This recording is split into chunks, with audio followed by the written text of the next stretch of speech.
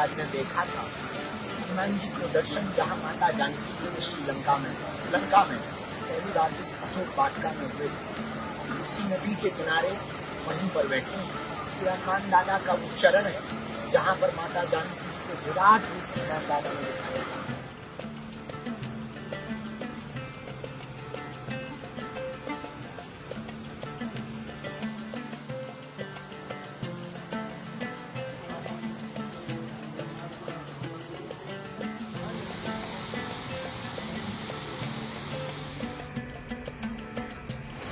श्रीलंका की यात्रा में जहाँ हनुमान जी का चरण है वो आपको यहाँ हम दर्शन करवा रहे हैं।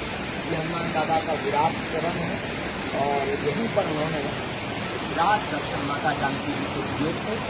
और ये पीछे अशोक का पेड़ लगा हुआ है जिस वृक्ष के नीचे माता जानकी जी बैठी हुई थी, पल पल राम जी को याद करती थी। इसी वृक्ष के ऊपर से हनुमान जी ने मुद्रिका को डाला।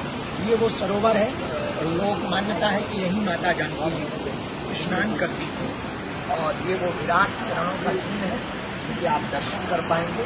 तो हम श्रीलंका की यात्रा में अशोक वाटिका में हैं जहाँ माता जानकी जी ने एक एक पल प्रभु श्री राम की याद में बिताए थे। आप सब वहीं से हनुमान दादा के विराट चरण चिन्ह का दर्शन और दिव्य है।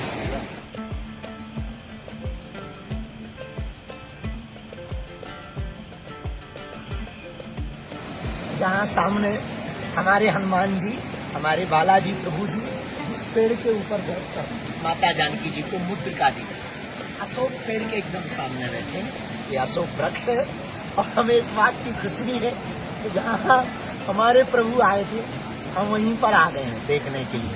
तो वो आए थे लंका, हम आ गए श्रीलंका। और वो आए थे रावण की ठटरी मारने और लंका जलाने, हम आए हैं सनातनियों को जगाने।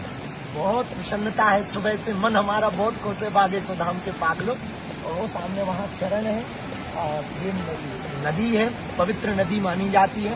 इसमें माता जानकी जी स्नान करती थी ऐसा कहते थे। और इसी वृक्ष के नीचे माता जानकी जी विराजमान रहती है।